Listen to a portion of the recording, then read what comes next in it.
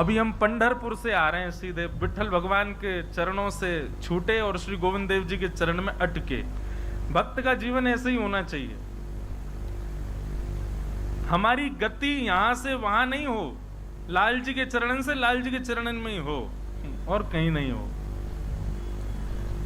तो महाराज जी पंढरपुर में इतना सुंदर भाव है कि वहां रुक्मणी जी को तो सब पिताजी मानते हैं और श्री विठल भगवान को सब माऊली कहते हैं, मैया कहते हैं, ये हमारी मैया है।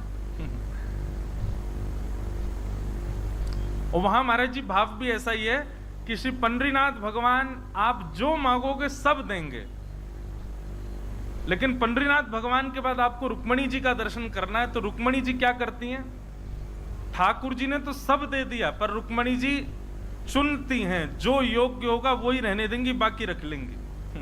और पिता यही करता है। मां तो बालक में लाड़ में आकर के मां बालक को सब दे देती है, पर पिता योग्य वस्तु का ध्यान रखता है, नहीं ये नहीं ये नहीं ये। तो ऐसा रुक्मणी जी का वहां पर भाव है।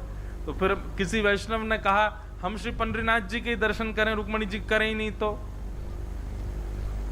ठाकुर जी ने सब दे दिया, अब रुक्मणी जी कुछ लेंगी ही नहीं।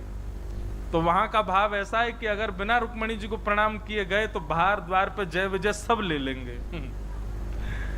तो रुक्मणी जी के पास जाके कम से कम थोड़ा बहुत तो ले जाओ। तो भाव ऐसा है कि वहां सब पंडरीनाथ भगवान को माऊली कहते हैं, मैया कहते हैं, ठीक करो। ऐसी हमारे वृंदावन की अगर मराठी भाषा में कहें तो हमारे वृंदावन के और हम ब्रजवासी के अति प्रिय पूज्य महाराज जी हैं, पर मेरी माऊली है महाराज जी। हमारी तो मैया है। और ये भाव इतना क्यों आया व्यासपीठ पर बैठते ही? प्रथम भागवत की कथा जब द्वारिका में हुई आज से 9 वर्ष पूर्व, महाराज जी की तब से ही इच्छा थी कि आप भक्तमाल कब करो।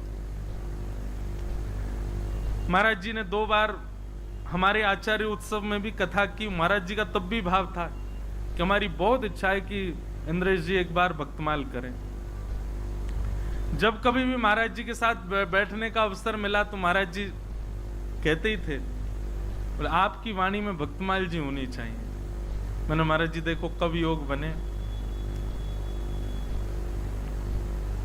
जब महाराज जी की आज्ञा से ही ये कथा यहाँ आचार्य उत्सव में हो रही है, हमारे लोकेश जी का प्रयास, हमारे महाराज जी की आज्ञा, बड़े भैया की आज्ञा।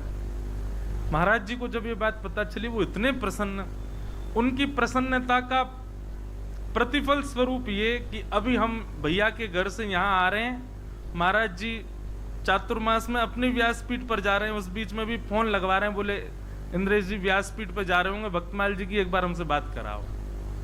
उनको इतनी स्मृति है कि आज से कथा है तो एक बार उनसे बात कर ले। दास का भाव था, मैंने महाराज जी आपने जब याद ही किया है तो भावना ऐसी है कि व्यास मंच पर बैठे उससे पहले आप गुरुमुख करा दीजिए, भक्तमाल जी की चौपाई कान में कह दीजिए। और महाराज जी ने फिर रसिक त्रिवेणी में श्री स्वामी हरदास जी का भाव जो श्री भक्तमाल जी में वो कह करके, भक्त भक्त भगवंत गुरु, अभी अभी हमको भक्तमाली पूज्य महाराज जी ने भक्तमाल की व्यासपीठ मानो प्रदान की है। अभी अभी यहाँ उतरने से पूर्व ही फोन पर चर्चा हुई, महाराज जी ने आशीष प्रदान किया। कितने बड़े सौभाग्य की बात है। ऐसा सौभाग्य ठाकुर जी की कृपा से ही प्राप्त होता है।